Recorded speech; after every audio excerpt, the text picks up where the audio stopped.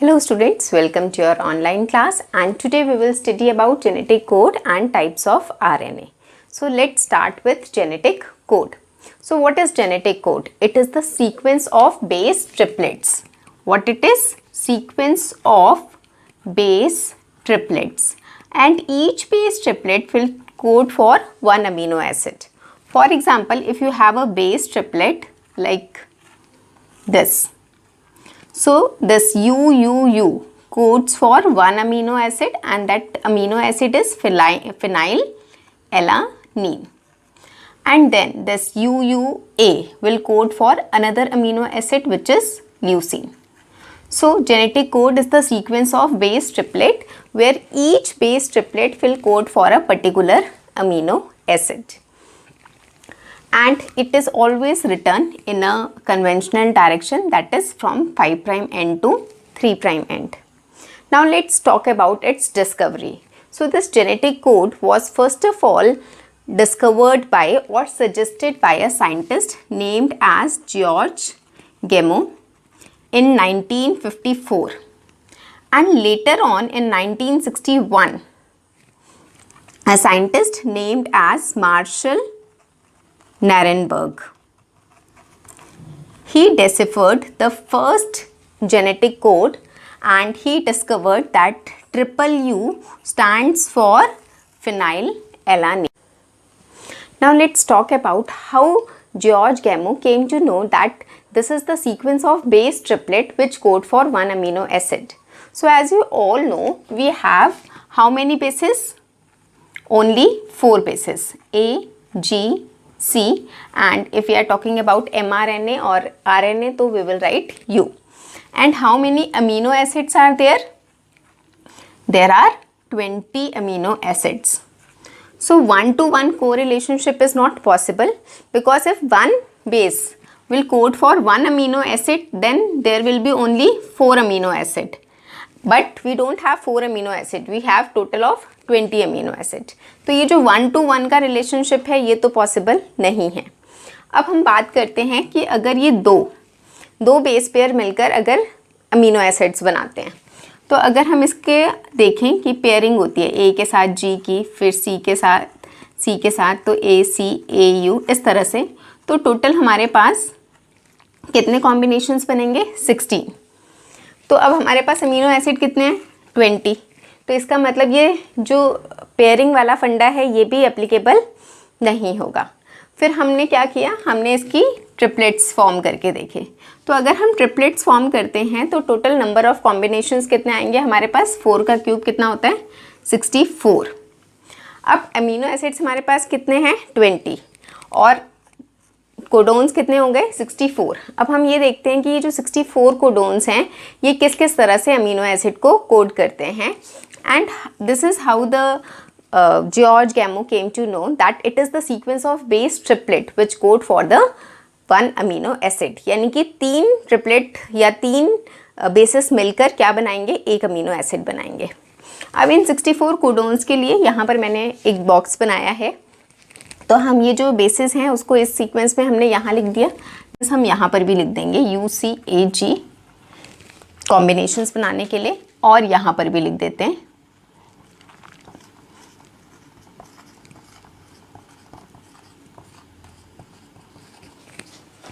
तो ये हमने क्या कर लिया? सीक्वेंसेस लिख लिए.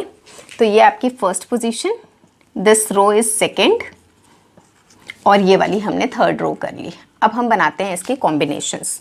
तो कॉम्बिनेशन आप कैसे बनाओगे? If you are taking this you, तो उसके साथ पहले ये वाला यू कंबाइन होगा, तो यहाँ क्या बना? Triple U. फिर इन दोनों के साथ ये नेक्स्ट वाला कंबाइन होगा, तो बन गया UUC. फिर इसके साथ UUA एंड देन UUG, ये वाला आ गया.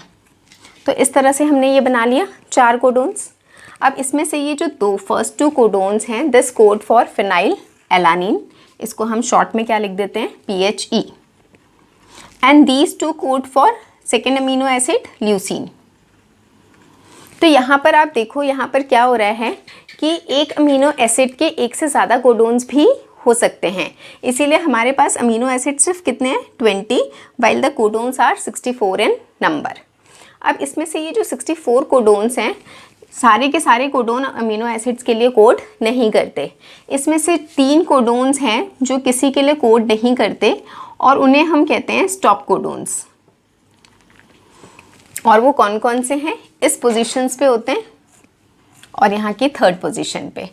तो यहाँ पर जो तीसरा और यहाँ जो चौथा बनेगा और यहाँ पर जो 3rd बन रहा है। तो यहाँ पर अब हम देखते हैं कि कौन सा बेस ट्रिपलेट बन रहा है। यहाँ पर U, ये A कंबाइन होगा और ये A, तो U A A।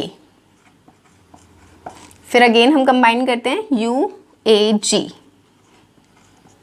और इस सीक्वेंस में देखते हैं U G और 3rd पोजीशन है तो A। तो ये जो 3 हमने क्या लिखे, बेस ट्रिपलेट सीक्वेंसेस लिखे, यानी UAA, UAG and UGA, these are known as stop codons and they do not code for anything। यानी प्रोटीन सिंथेसिस के समय जहाँ पर भी ये ट्रिपलेट सीक्वेंसेस आएंगे वहाँ पर उसको सिग्नल मिल जाएगा that it has to stop the process। अब इसमें से एक अमीनो एसिड ऐसा होता है AUG, this act as start codon and it also code for one of the amino acid which is named as methionine। तो जो AUG है उसका dual function है, it works as a start codon as well as codes for a amino acid which is named as methionine। इसके कुछ और भी characteristics हैं, अब हम वो कर लेते हैं। तो सबसे पहली बात तो आपने देखा कि इसका जो पहला कैरेक्टरिस्टिक है वो क्या हो जाएगा कि it is triplet in nature. ये हमने पढ़ लिया, यानी कि ये 3-3 के सीक्वेंसेस में प्रेजेंट है। सेकंड, कि जब भी हम ये जेनेटिक कोड लिखते हैं we do not put any commas और we do not put any punctuation mark, no punctuation, and we will not put any space also. यानी कि अगर हम लिख रहे हैं तो हम इसे ऐसे नहीं लिखेंगे, जनरली ये फॉर्मेट अप्लाई नहीं किया जाता। यहाँ पर कोई स्पेस नहीं होनी चाहिए, ये कंटिन्यूटी में लिखा जाएगा। तो there will be no punctuation mark, there will be no commas, there will be no space. Third इसका पॉइंट है कि ये जो कोड होते हैं दिस इज डीजनरेट। डीजनरेट मतलब जैसे यहाँ पर आपने देखा कि 2 codons code for a single amino acid, यानी एक से ज़्यादा कोडोन्स एक सिंगल अमीनो एसिड के लिए कोड कर सकते हैं। फोर्थ इसका पॉइंट है यूनिवर्सल। यूनिवर्सल मतलब ये जो कोडोन्स हैं और ये जो इनकी इंफॉर्मेशन है ये सिर्फ ह्यूमन बीइंग्स में नहीं है, ये लगभग सभी में सेम एज इट इज़ ही है। यानी चाहे वो ह्यूमन बीइंग है, चाहे वो एनिमल है, चाहे वो कोई और ऑर्गेनिज्म है, उसमें जो U है that will code for phenylalanine only. But there are some exceptions in the prokaryote, और जो माइटोकॉन्ड्रियल या क्लोरोप्लास्ट का DNA होता है उसमें 1-2 एक्सेप्शन है। जैसे प्रोकैरियोट का जो बैक्टीरिया होता है उसमें ये जो AUG stop this code for formyl methionine, तो उसे FMET करके भी हम लिखते हैं। तो ये थोड़े बहुत माइनर क्या हैं, डिफरेंसेस हैं, एक्सेप्शंस हैं, अदरवाइज सब में ये कोड क्या है, सेम है। फिफ्थ पॉइंट इसका क्या है कि दिस जेनेटिक कोड, इसमें क्या है AUG का डुअल फंक्शन है, ये स्टार्ट कोडोन भी है और ये मेथायोनिन के लिए भी क्या करता है, कोड करता है। और सिक्स्थ है कि जो 3 बेस ट्रिपलेट सीक्वेंसेस हैं, कौन कौन से, UAA, UAG और UGA, ये जो 3 सीक्वेंसेस हैं ये किसी भी अमीनो एसिड के लिए कोड नहीं करते। ये क्या हैं, ये तीनों स्टॉप कोडोन्स हैं। यानी जब हमारा प्रोटीन सिंथेसिस का प्रोसेस होगा, ट्रांसलेशन होगी, तो जहाँ पर भी ये कोडोन प्रेजेंट होगा वहाँ पर जो ट्रांसलेशन का प्रोसेस है, प्रोटीन सिंथेसिस का प्रोसेस है, वो क्या हो जाएगा, स्टॉप हो जाएगा। So this is all about genetic code. अब हम इसके साथ एक और छोटा सा टॉपिक कर लेते हैं अबाउट म्यूटेशंस। तो आपको पता है जो म्यूटेशंस हैं, आपने 5th चैप्टर में भी पढ़ा है, हमने क्या क्या पढ़ा था, पॉइंट म्यूटेशंस के बारे में बात की थी और फिर हमने फ्रेम शिफ्ट म्यूटेशन के बारे में बात की थी। तो अभी हम इन्हीं 2 म्यूटेशंस पे क्या करेंगे, फोकस करेंगे। पॉइंट म्यूटेशन में क्या होता है कि कोई भी एक बेस पेयर चेंज हो जाता है। फॉर एग्जांपल आपने पढ़ा था कि जो सिकल सेल एनीमिया वाली डिजीज़ होती है उसमें 6th पोजीशन पे गैग की जगह क्या हो जाता है, गुग हो जाता है। तो ग्लूटामिक एसिड की जगह क्या कोड हो जाता है, वेलिन कोड हो जाता है, जिससे उसका शेप कैसा हो जाता है, हीमोग्लोबिन का सिकल सेल शेप हो जाता है। तो यहाँ पर प्रॉब्लम सिर्फ क्या किस में आई, एक सिंगल पॉइंट पे प्रॉब्लम आई। अब ये जो सिंगल पॉइंट में प्रॉब्लम आई ये किस वजह से आई, यहाँ पर तो रिप्लेसमेंट हुई, पर इसके अलावा क्या हो सकता है, एडिशन हो सकती है, डिलीशंस हो सकती हैं। अब अगर एडिशन या डिलीशंस होती हैं तो जेनेटिक कोड पे किस तरह फ़र्क पड़ता है ये हम देखेंगे।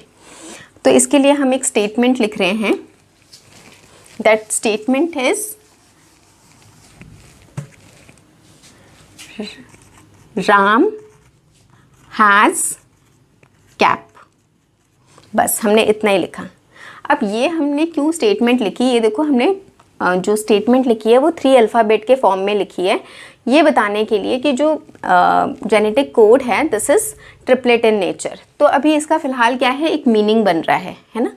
अगर कोई एडिशन या डिलीशन होती है, तो अगर एडिशन होती है और यहाँ पर कोई बेस ऐड हो जाता है तो क्या होगा कि सपोज़ यहाँ पर ऐड हो जाता है ए। अब अगर ए ऐड हो जाता है तो यहाँ से जब रीडिंग स्टार्ट होगी तो ये तो ठीक रहेगा, बट क्योंकि ट्रिपलेट नेचर है तो अब ए एच ए ये सीक्वेंस बचेगी, ये एस इसके साथ चला जाएगा और यहाँ बन गया पी। अब देखो इसका तो मीनिंग बन रहा है पर इसका कोई मीनिंग नहीं बन रहा। क्यों मीनिंग नहीं बन रहा, क्योंकि पूरा का पूरा फ्रेम ही क्या हो गया, शिफ्ट हो गया। तो this is called as frame shift mutation. ये फ्रेम शिफ्ट म्यूटेशन, अगर एक यहाँ पर 1 बेस पेयर ऐड हुआ था बेस, अगर इसकी जगह 3 बेस ऐड हो जाते हैं, for example Ram as it is रहता है और यहाँ पर हैज़ के पहले 3 बेस पेयर आ जाते हैं, सपोज BIG बिग आ गया, ठीक है। तो जो फ्रेम शिफ्ट म्यूटेशन ये भी है, बट अभी क्योंकि क्या हो रहा है कि 3 बेसिस आ गए तो जो रीडिंग फ्रेम था वो हमारा चेंज नहीं हुआ, ये भी सेम रहा, ये भी सेम रहा और ये भी सेम रहा। तो अगर तो 3 आते हैं यहाँ पर, जैसे बिग 3 आ गए तो रीडिंग फ्रेम चेंज नहीं होता, बट 1 ऐड हो गया या यहाँ से 1 डिलीट हो जाए तो क्या हो जाता है, फ्रेम शिफ्ट म्यूटेशन हो जाती है। So this is all about genetic code and mutation. Particularly यहाँ पर आपने फ्रेम शिफ्ट म्यूटेशन का ध्यान रखना है, क्योंकि यहीं पर हमने क्या किया है, ये पढ़ा है कि जेनेटिक कोड ट्रिपलेट है नेचर में, तो रीडिंग फ्रेम कैसे चेंज होता है इसका ध्यान रखना है आपने। So that's all for today students, thank you and have a nice day.